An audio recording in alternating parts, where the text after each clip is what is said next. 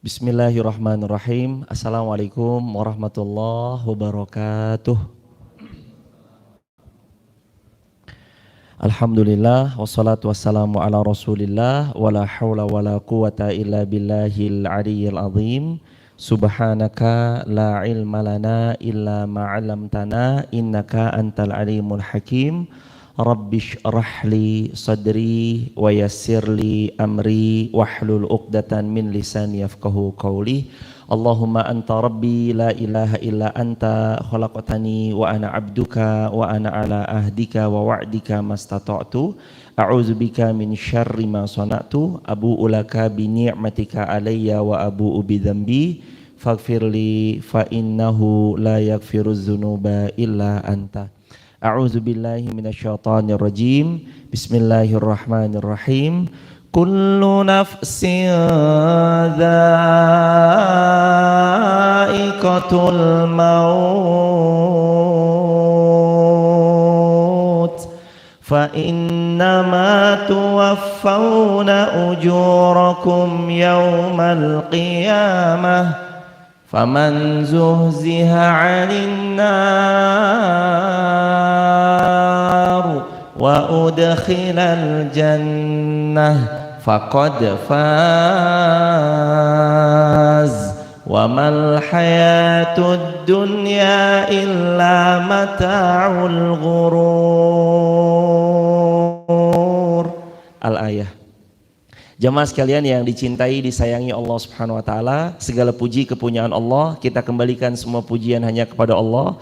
Mudah-mudahan kita diizinkan oleh Allah terus jadi hamba yang istiqomah sampai kita wafat dalam keadaan husnul khatimah. Kedua kalinya salawat juga bertangkaikan salam teruntuk manusia paling mulia baginda Rasulullah Muhammad sallallahu alaihi wasallam. Allahumma salli wa sallim wa zid wa an'im wa karrim wa barik alaih. Sama-sama kita memohon kepada Allah, mudah-mudahan kelak kita dibangkitkan dalam barisan orang-orang yang mencintai Rasulullah. Karena Rasulullah pernah bersabda, anta ma'aman ahbabta. Kamu besok akan dibangkitkan bersama siapa orang yang kamu cintai. Kalau kita mencintai Rasulullah sepenuh jiwa kita, kita meneladani Rasulullah sepenuh hati dan jiwa raga kita, besar harapan kita semoga kelak kita dibangkitkan bersama baginda Rasulullah Muhammad sallallahu alaihi wasallam. Hadirin, tema kita insyaallah sore ini adalah tentang sebelum waktumu habis. Ini adalah ambilan dari apa yang Nabi katakan, riwayat Imam Mustadrak Al-Hakim dari sahabat mulia Abdullah bin Abbas radhiyallahu anhuma. Suatu ketika Abdullah bin Abbas cerita, tapi sebelum kita mendengarkan ceritanya Abdullah bin Abbas, saya ngajak diri saya dan kita semuanya, mari ayo seperti biasa sama luruskan niat, bulatkan tekad, fokus kita cuma satu. Al-Baqarah ayat 207. Apa? Ibtigha'a mardatillah. Fokus kita nggak ada yang lain. Ibtigha'a mardatillah. Hanya fokus kita mencari ridho Allah, mengejar cintanya Allah, meraih rahmatnya Allah insyaallah. Kalau Allah udah ridho kepada seorang hamba, mudah bagi Allah memberi apapun yang ia inginkan. Teman-teman dirahmati Allah, dari Abdullah bin Abbas. Siapa Abdullah bin Abbas? Sepupunya baginda Rasulullah Muhammad sallallahu alaihi wasallam. Dari Abdullah bin Abbas radhiyallahu anhuma, Rasulullah sallallahu alaihi wasallam pernah bersabda. Jadi kata Rasulullah sallallahu alaihi wasallam, "Igtanim khamsan qabla khamsin." Ini yang dimaksud sebelum waktumu habis. Igtanim khamsan qabla khamsin. Manfaatkan 5 perkara sebelum datang 5 perkara, kata Rasulullah sallallahu alaihi wasallam. Yang pertama, syababaka qabla haramika. Masa mudamu sebelum nanti datang masa tuamu.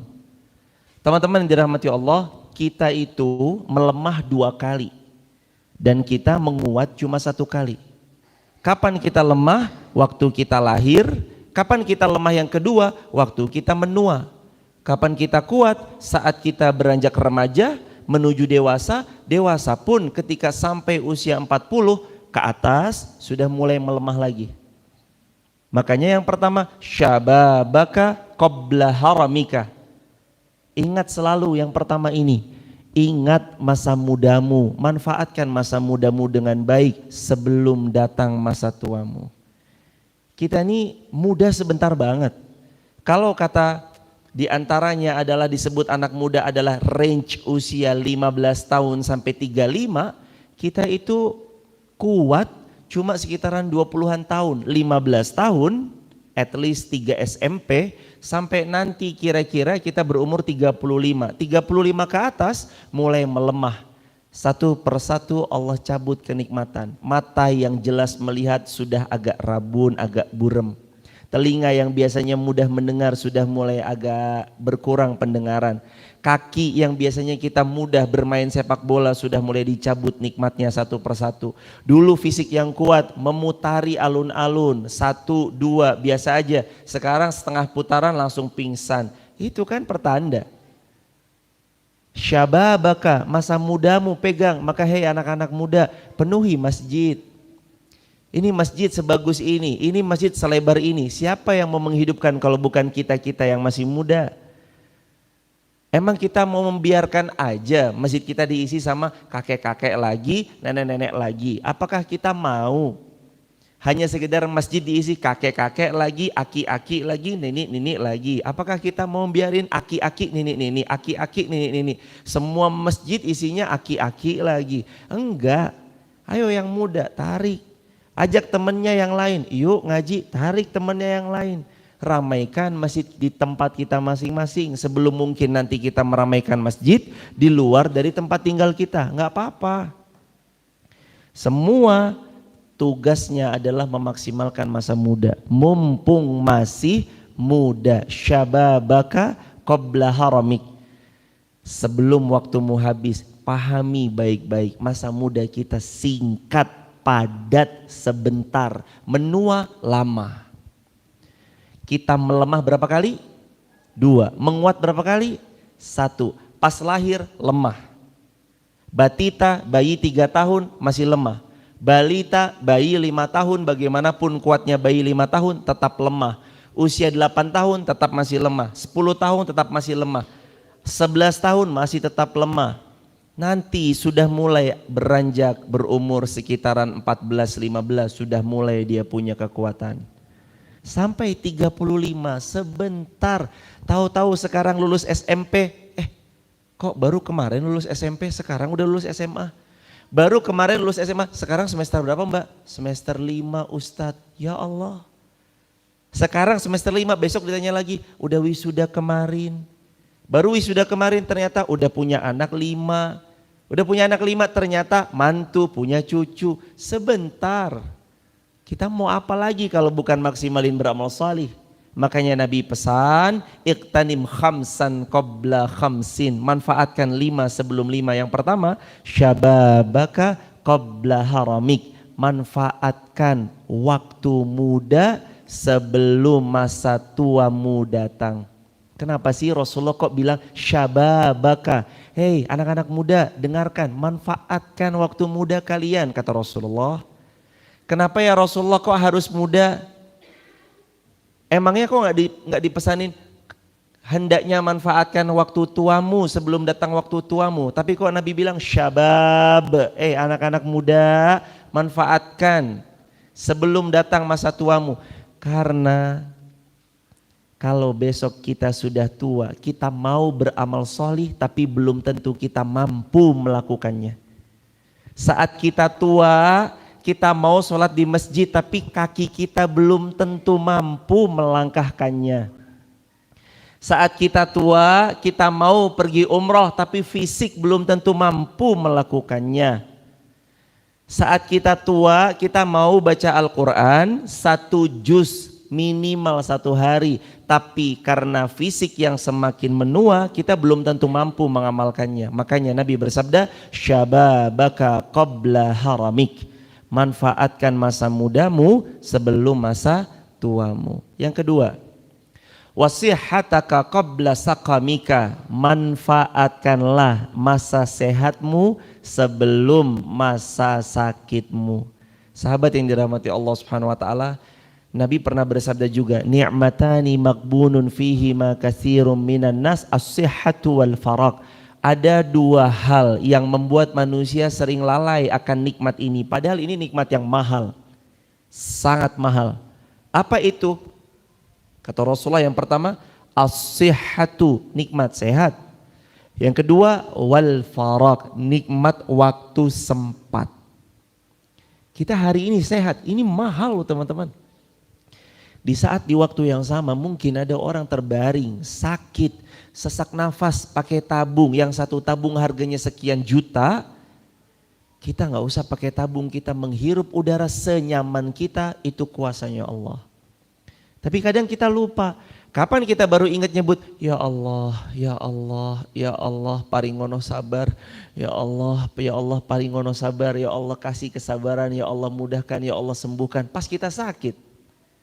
Kadang pas sehat kita lupa nyebut nama Allah, kadang pas sehat kita lupa berzikir kepada Allah, kadang pas sehat kita melupakan bahwa ini nikmat yang paling mahal yang Allah beri kepada seorang hamba.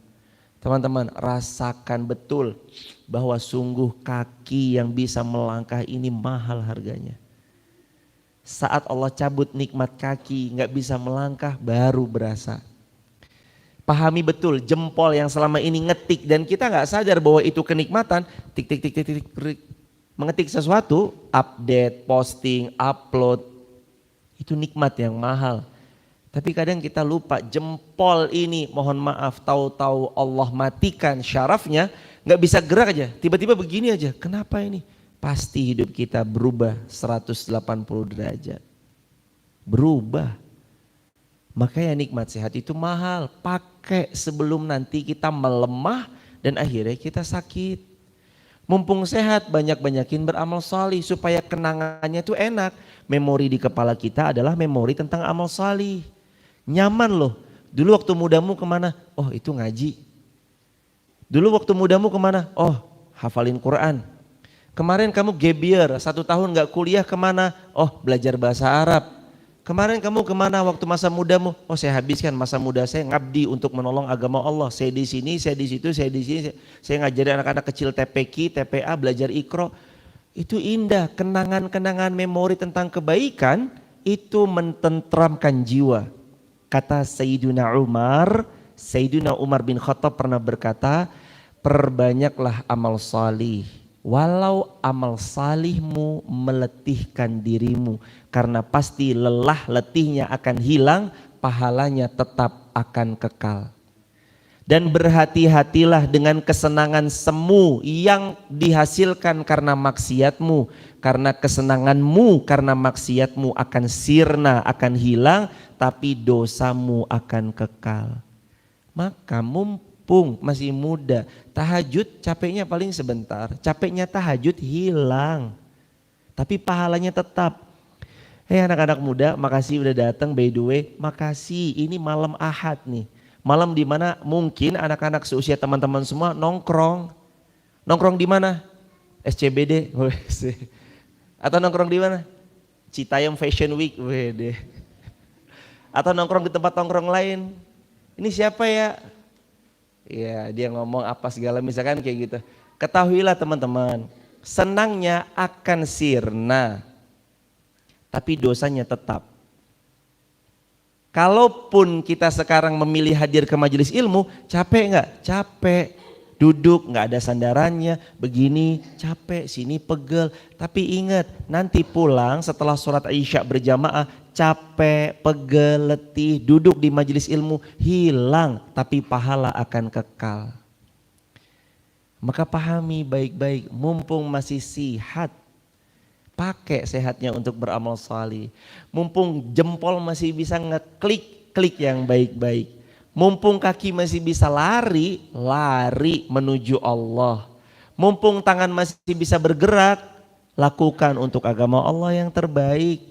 Sebelum datang tangan ini kaku, gak bisa gerak, kulit ini keriput, pikiran ini sudah mulai melemah, daya ingatnya perlahan hilang, menjadi pikun, menjadi lupa. Anaknya sendiri, mak siapa ya? Lupa, sama anak kandungnya sendiri lupa. Maka mumpung masih sehat, Jangan sampai sehatnya dipakai untuk maksiat. Ketika nanti Allah tanya, waktu dulu aku Allah kasih kamu sehat, kamu pakai apa? Maksiat, maksiat, maksiat, maksiat. Nauzubillah, tutup. Mumpung masih sehat, segera bertobat kepada Allah Subhanahu wa taala. Yang nomor tiga, waginaka qabla fakrik, waginaka qabla fakrik. Apa gina? Pakai kekayaanmu sebelum datang masa fakirmu. Waginaka, kayamu, pas kamu punya, pas kamu ada harta, pas kamu luang. Qabla fakrik, sebelum datang masa fakir. Emang selamanya kita kaya? Emang selamanya kita pasti punya? Emang selamanya kita bakalan menikmati mobil mewah yang sekarang hari ini kita kendarai? Emang selamanya kita pakai handphone terbaik yang hari ini kita miliki? Sebagus-bagusnya mobil di 2022 itu akan jadi mobil jadul di 2042, betul?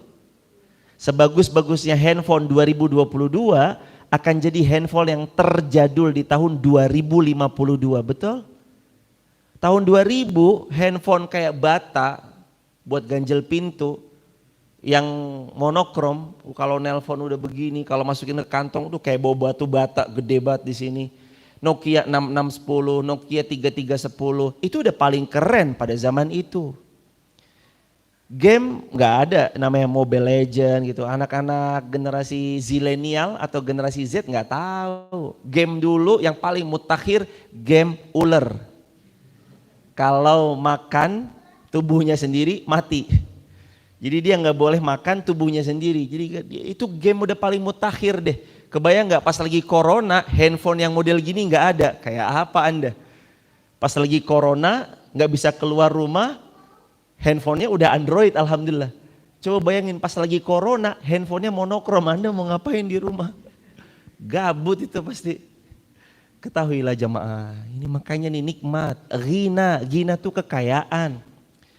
Coba sekarang coba bandingkan ya. Raja Heraklius, Azimir Rum, penguasa bangsa Romawi, penguasa Romawi namanya Raja Heraklius.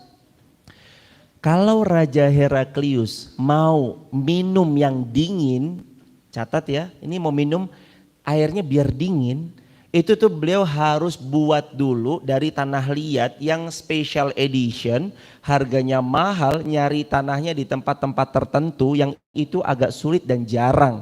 Airnya dimasukin, tunggu lama banget, baru airnya menjadi dingin, setelah itu Raja Heraklius minum air dingin. Hari ini coba teman-teman mau minum air dingin, gampang apa gampang? Pergi ke showcase, buka, tinggal minum, glek glek glek glek glek. Mau dingin, tinggal pencet dispenser, set, ada panas, normal, cool, pencet cool, tahu-tahu air yang keluar dingin. Ya Allah, kita lebih keren dari Raja Heraklius. Korun, tahu Korun? Yang sampai terkenal kalau ada harta di bawah tanah disebut harta karun. Saking banyaknya hartanya Korun, itu Korun tuh kalau mau kemana-mana bawa hartanya. Berapa peti? Berpeti-peti isinya koin emas, isinya emas dan segala bentuk macam-macamnya dibawa sama Korun. Dengan beberapa orang yang bawa kuncinya aja sekitar 7 atau 8 atau ada yang mengatakan 9 orang. Yang bawa kunci petinya aja 7, 8, 9. Ribet banget kan? Kalau kayak misalkan mau beli apa Korun? Mau beli villa di mana Bukit Cinta. Oh, dia bawa berkoper-koper. Kalau sekarang nggak perlu. Ini villa berapa harganya tadi? 12 M. Oh ya udah, sudah ditransfer ya. Gampang nggak kita? Bawa uang 12 M cuma sekedar mobile banking, klik. Kalau Korun harus bawa berpeti-peti. Artinya kita ini punya teknologi lebih keren daripada teknologinya Korun. Zaman dulu orang-orang paling kaya tetap aja naiknya 3 merek, unta, kuda, keledai. Mereknya nggak pernah lepas dari itu. Sekaya-kayanya orang yang hidup di zaman Fir'aun nggak pernah ngerasain naik Honda Beat. Sekaya-kayanya Raja Heraklius nggak pernah naik mobil Xenia. nggak pernah nikmatin Avanza. Itu Avanza rasanya lewat unta terbaik. Itu kerennya Xenia lewat kuda-kuda yang terbaik. Tetap kan hari ini kita punya teknologi lebih baik daripada semua raja-raja dunia. Terus kenapa kita lupa sama Allah yang udah menitipkan itu? Makanya Nabi mengingatkan, wa ghinaka qabla fakrik. Ingat selalu manfaatkan kekayaanmu sebelum datang masa miskinmu. Tapi biasanya ya teman-teman, mohon izin, biasanya orang yang memang punya ilmu untuk kaya, walaupun nanti mereka jatuh miskin, mereka tahu cara mencari uang itu lagi. Kenapa? Karena we knows, kita semua tahu bagaimana sistem uang bekerja. Dan tidak ada 10 orang terkaya di Indonesia, salah satunya pemenang lotre atau judi, nggak ada. Semua pekerja keras, semua punya bisnis, semua punya mekanisme-mekanismenya, mereka tahu bagaimana cara uang bekerja. Dan we knows, kita tahu gimana cara uang datang ke kita, cara uang pergi, kita tahu kan. Uang datang ke kita dengan cara kita ditukar. Dengan apa? Waktu kita. Kita kerja dari jam 8 sampai jam 5 sore ditukar per tanggal 2 gajian. Misalkan begitu ya. Kita tahu bagaimana cara uang bekerja. Kita tahu bagaimana cara uang itu habis. Makanya Rasulullah juga beritahu, pahami baik-baik. Kalau bisa jadikan diri kita hamba-hamba yang qawi. Karena Allah mencintai hamba yang qawi, hamba yang kuat. Mukmin qawi ahabbu ilallah min mukmin dhaif. Mukmin yang kuat lebih Allah cintai daripada mukmin yang lemah. Jadilah yang kuat. Yang salah satu kekuatannya itu adalah kuat finansial, dan dari finansial itu dipakai untuk membiayai agama Allah. Ini teman-teman nanti kalau beli bensin, bismillah sesekali ya ngucap. Ucapan itu kan sebenarnya doa ya. Energi itu kan berawal dari ucapan. Makanya Rasul sering bilang ucap yang baik-baik. Al-kalimatut thayyibah shadaqah. Sedekah kamu tuh yang gak usah ngeluarin uang, kamu ngucap baik ya sedekah, itu kata Rasulullah. Jadi coba nanti setiap beli bensin mulai hari besok atau malam ini atau kapanpun bilang begini, ya Allah bismillah saya beli bensin, dalam hati aja. Bismillah saya beli bensin niat untuk membiayai agamamu ya Allah. Kok maksudnya gimana sih beli bensin kok niat membiayai agama Allah? Iya, dengan cara kita beli bensin kendaraan kita bisa jalan. Kendaraan jalan ini kita pakai untuk di jalan Allah, itu sama dengan membiayai agamanya Allah.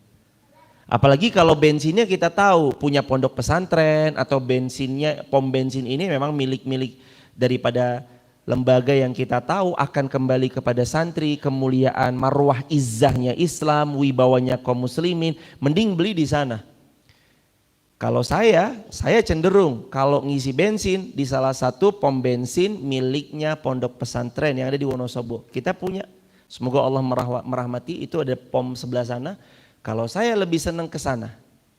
Walaupun jauh dari Garung, iya sekalian pas turun kita beli bensin di sana. Kenapa kok rela jauh-jauh, bukannya di situ ada? Iya, karena kita tahu itu dipakai untuk menjaga marwah wibawanya kaum muslimin. Pom bensin Gontor. Ya bukan apa ya. Ya dia sih nggak ngendor sama sekali. Tapi maksudnya ini juga jaga marwah kemuliaan Islam itu penting juga ya. Semua pom bensin beli di mana aja nggak ada masalah. Tapi keren tuh kalau kita mengeluarkan uang jadi satu kali transaksi dapat dua. Satu dapat bensinnya, dua dapat pahalanya membiayai agama Allah. Jadi kekayaan itu juga harus dilihat. Saya pernah cerita ya, kalau nggak salah 2 kali lah, anggaplah ini pengulangan lagi. Jadi ada orang Yahudi itu lagi keluar dari lobi hotel mau ke satu tempat. Dia bilang sama security hotelnya begini, tolong dong panggilin taksi. Taksi pertama datang, dia bilang no, enggak, bukan taksi yang ini, saya nggak mau kalau taksi yang ini. Taksi yang ini pergi. Panggilin taksi yang kedua datang. No, saya nggak mau taksi yang ini, cari ganti yang ketiga. Taksi yang ketiga datang, dia bilang oke, saya oke sama taksi yang ini. Akhirnya security-nya penasaran, nanya, kenapa kamu tadi taksi pertama nggak mau, taksi kedua nggak mau, begitu taksi ketiga kok kamu mau? Apa kata Yahudi ini? Karena saya tahu persis siapa pemilik taksi pertama dan kedua? Itu bukan dari golongan kami, orang-orang Yahudi. Dan saya tahu persis taksi nomor 3 adalah milik kami sendiri, maka saya mau uang ini berputar di tengah-tengah kami. Artinya mereka aja sampai sebegitunya. Mereka sampai sebegitunya loh.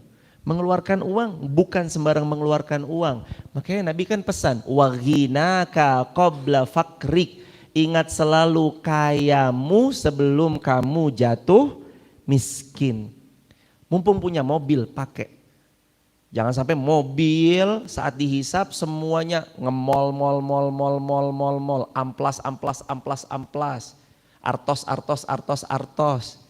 Isinya wisata doang. Coba dicek malaikat, ada enggak yang ke masjid? Ada ya Allah. Apa keterangannya? Buang air kecil. Ada nggak yang ke masjid lagi? Ada ya Allah. Siapa yang bawa? Anaknya ya Allah. Dianya kemana? Dianya sudah diantar sebagai jenazah ya Allah.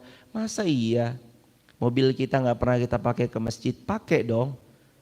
Tapi hujan Ustadz lah, justru punya mobil supaya nggak kehujanan. Pakai.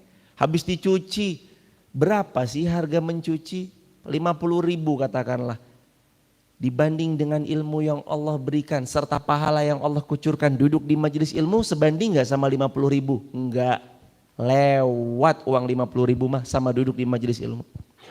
Siapa yang duduk di majelis ilmu? Nazalat alaihimus sakinah, Allah kucurkan sakinah. Ghasiyathumur rahmah, Allah limpahkan rahmah. Hafathumul malaika, yang duduk di majelis ilmu, malaikat senang ridho sama mereka, dikepakkan sayapnya untuk melindungi mereka. Wa dzakarahumullahu fiman indah, orang yang duduk di majelis ilmu, Allah sebut namanya. Fulan datang. Bahkan jemaah, Masya Allah, ini ilmu baru dan ini kita harus dapat pelajaran dari ilmu ini. Kita baru aja dapat atas pertolongan Allah, saudara baru kita, selamat datang Mas Ahmad Fauzi Fanani. Beliau dari mana Mas? Jakarta. Jakartanya mana Mas? Jakarta Selatan, Senayan, dekat stasiun GBK, Gelora Bung Karno. Spesial Mas Ahmad Fauzi Fanani atau Fauzi Fanani datang dari GBK mau ngaji. Tadi pagi sebenarnya mau ngaji tadi pagi subuh syuruk di Garung dan ngaji yang malam ini juga. Tapi qadarullah karena tadi perjalanannya agak panjang jadi nggak kekejar yang subuh syuruk tadi, sekaligus ada reading ke Curug Sikarim. Datang dari jauh Jakarta jemaah. Kemarin ingat dari Bogor ada Pak Tom John beserta bapak yang lain. Dari Depok ada Pak Tarwijo dan yang lain. Semoga Allah memuliakan beliau semua. Ada Mas Fauzi dari Jakarta Stadion Gelora Bung Karno. Kemarin ada Mas Fahmi Amrullah dari Yogyakarta. Kita ya Allah jemaah, yang jauh-jauh pada berkenan ke sini, masa kita dari dekat tinggal ibaratnya satu kota tinggal nyampe, masa kita nggak punya waktu? Allah kasih 24 jam sehari loh. Satu pekan 168 jam. Masa satu pekan 168 jam kita nggak punya 1 jam untuk ngaji? Afahasibtum annama khalaqnakum abasa. Afahasibtum annama khalaqnakum abasa. Emang dikira Allah nyiptain kita main-main aja apa? Afahasibtum annama khalaqnakum abasa. Apakah kamu mengira Allah menciptakanmu main-main? Gak ada maksud dan tujuan? Teman-teman, mumpung Allah titipkan kekayaan, pakai untuk safar di jalan Allah.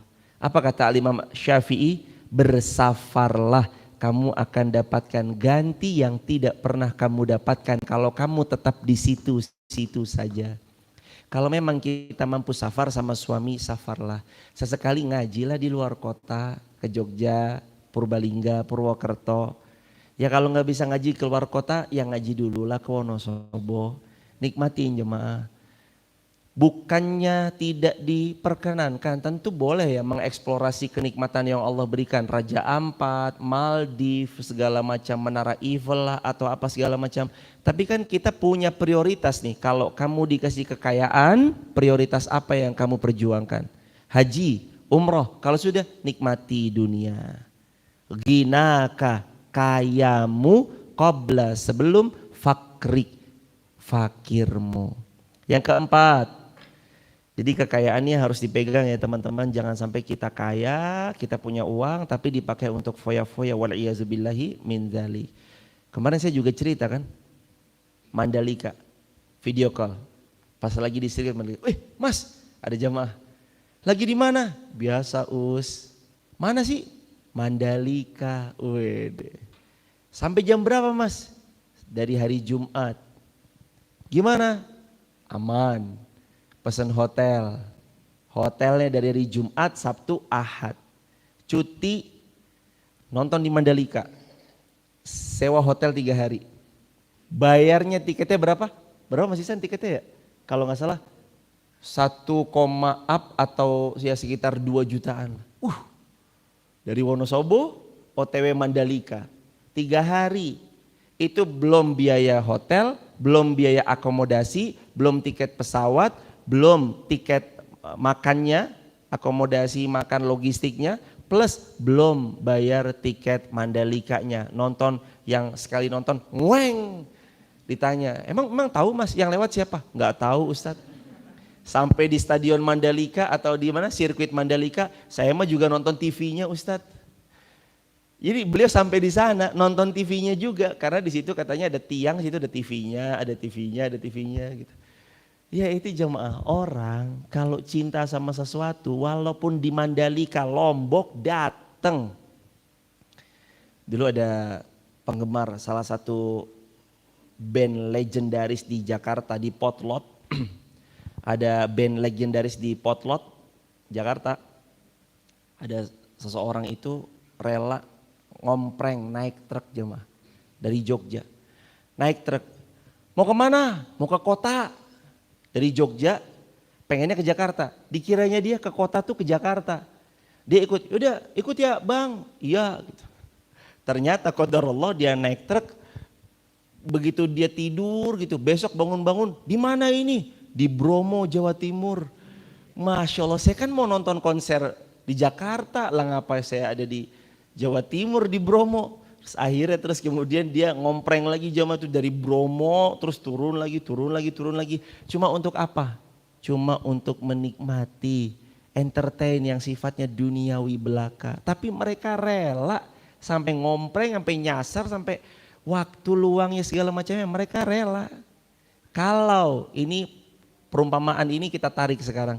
Kalau pecinta dunia berani mati-matian keluar harta, keluar waktu, keluar biaya, keluar tenaga sampai rela, mohon izin cuti dipakai hanya untuk nonton sirkuit Mandalika atau untuk menonton sebuah band yang dicintainya. Semoga Allah Subhanahu wa taala mengganti dengan yang lebih baik, tidak mendengarkan itu tapi ada hal yang lebih baik. Kenapa kita pecinta akhirat, pengejar akhirat tidak melakukan hal yang sama dalam memperjuangkan negeri akhirat? Apalagi Allah kasih fasilitas, kita punya, kita kaya. Kekayaan ini ada, kalaupun belum kaya cukup. Cukup buat beli bensin, cukup untuk naik hijet, cukup untuk bayar Grab, cukup untuk naik Gojek, cukup untuk travel. Kenapa kita nggak melakukan hal yang sama? Padahal kata Nabi SAW, siapa yang datang ke masjid, langkah kaki kanannya meninggikan derajat, kaki kirinya menghapus dosa. Lah kalau dari Jakarta datang ke Wonosobo, datang ke Masjid Wonosobo, itu berapa ratus kilometer meninggikan derajat, berapa ratus kilometer menghapus dosa. Kalau perjalanan umroh, berapa ribu kilo tuh kita dari Wonosobo menuju Mekah untuk kita berumroh. Maka berapa ribu kilo Allah tinggikan derajat, Allah hapus dosa-dosa. Mumpung dikasih kekayaan, pakai tolong agama Allah. Yang keempat, wa faraghaka qabla syaghlik, maksimalkan waktu luangmu sebelum datang waktu sempitmu. Mumpung luang, pakai untuk ngaji. Jangan bilang nanti Ustadz saya ngajinya kalau udah kuliah, kayaknya mah kakak saya yang kuliah mah slow-slow aja. Yang masih muda SMA datang ngaji pas SMA, nanti kuliah mah jangan bilang begitu. Emang dikira kuliah gak sibuk? Super sibuk. Ntar Anda kuliah Anda alasan lagi, ntar aja lah ngajinya pas kerja. Kayaknya kalau kerja mah enak. Dia belum tahu orang kerja tekanan batin. Iya kan? Mau ngaji, nggak bisa ngaji nih, nggak bisa apa-apa nih. Makanya Nabi bersabda, pakai waktu luang, kapanpun sempat sikat, kapanpun luang masuk, kapanpun bisa datang, datang. Karena teman-teman, besok satu hari kajian yang tidak kita datangi akan kita sesali semenyesal-menyesalnya. Karena satu derajat kajian yang satu dengan satu kajian yang lain itu bisa membuat kita mendapatkan kedudukan yang tingginya luar biasa. Ibaratnya kita sama-sama ngaji, yang satu ikut 10 kali pertemuan di lantai 10, gara-gara kita nggak ikut satu pertemuan, kita di lantai 9, dan jarak surga lantai 9 dengan surga lantai 10 jauhnya luar biasa. Makanya sahabat yang dirahmati Allah, bukankah Rasulullah bersabda, sesungguhnya sesiapa di antara kalian yang mau punya jalan pintas masuk surga, hendaknya datang ke majelis ilmu. Itu kan kata Rasulullah, man salaka tariqan yaltamisu fihi ilman sahalallahu lahu bihi tariqan ilal jannah. Siapa yang mau punya jalur pintas masuk surga, sering-sering datang ke majelis ilmu. Maka datangi teman-teman.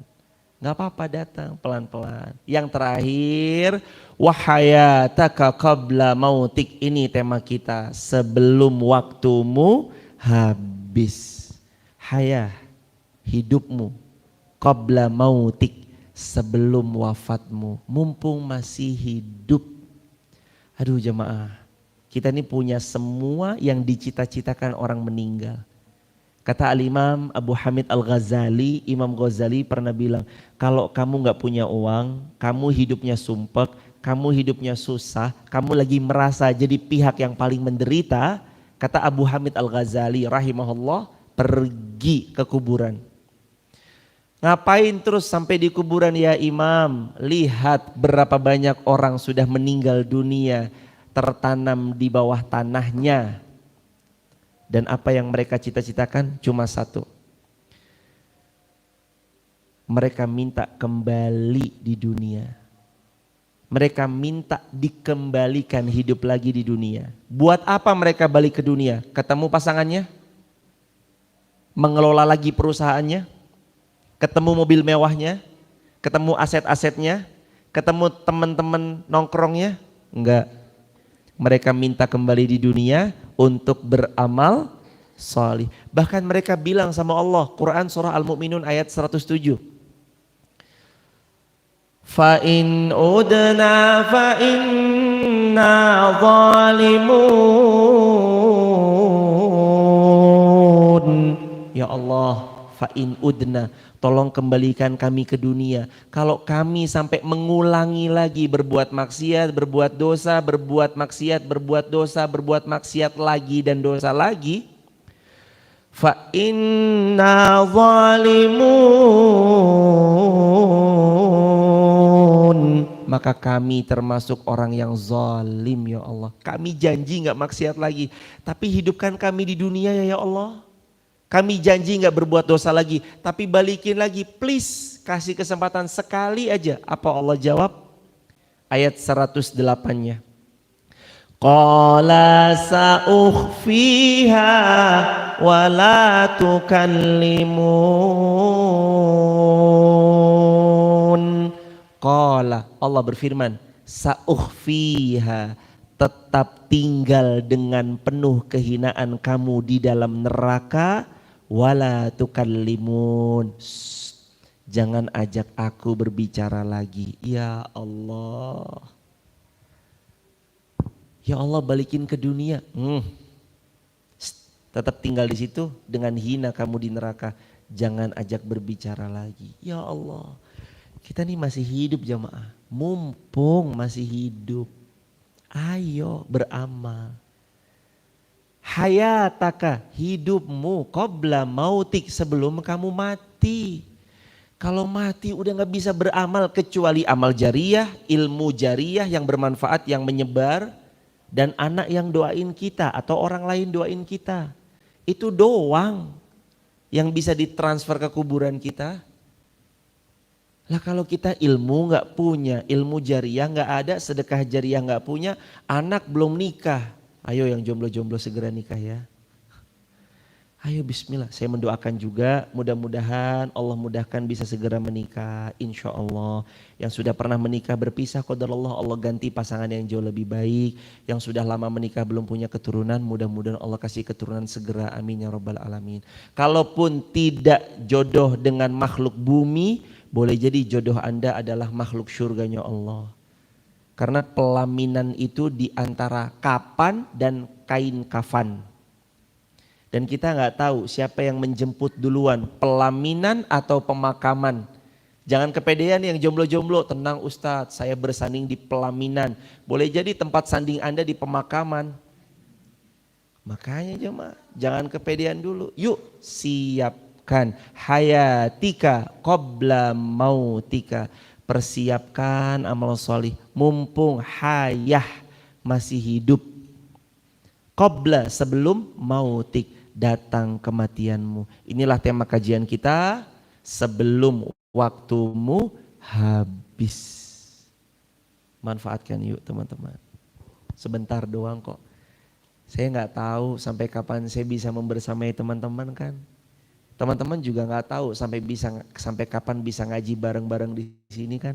Mumpung masih hidup, ayo ngaji. Teman-teman yang di rumah, mumpung masih hidup, ayo ngaji. Ketemu aja di Wonosobo nggak apa-apa. Kalau mungkin kami belum bisa sowan, teman-teman yang sowan ke Wonosobo nanti insya Allah dibersamai oleh kawan-kawan di sini insya Allah. Barakallahu fikum. Barakallah, mohon izin. Kalau di antara teman-teman di TikTok, YouTube, kalau ada yang mau bergabung di grup WhatsApp kajian saya, sahabat bisa tap link di bio, sebut nama dan alamat. Kalau ada di antara teman-teman di YouTube juga mau, buka kolom deskripsi, ada nomor WhatsApp-nya, sebut nama dan alamat. Mudah-mudahan ilmu ini barokah bermanfaat buat kita semua. Mari kita akhiri dengan berdoa bersama-sama. Nastaghfirullah wa natubu ilaihi. Allahumma shalli ala Muhammad wa ali Muhammad. Rabbana 'alaika tawakkalna wa ilaika anabna wa ilaikal masir. Rabbana atina fid dunya hasanah fil akhirati hasanah wa qina azabannar. Walhamdulillahi rabbil alamin. Barakallahu fikum. Semoga Allah mengijabah doa-doa kita semua. Allah menikahkan yang belum menikah. Allah jadikan keluarganya semakin sakinah, mawaddah warahmah bagi yang sudah berkeluarga. Putra-putri yang salih salihah bagi yang punya putra-putri. Yang belum punya keturunan semoga segera dikaruniai keturunan. Kalaupun qadarullah masyafal kita meninggal dunia, mudah-mudahan wafat kita husnul khatimah. Rabbana atina fid dunya hasanah fil akhirati hasanah wa qina adzabannar. Walhamdulillahi rabbil alamin. Barakallahu fiik. Assalamualaikum warahmatullahi wabarakatuh.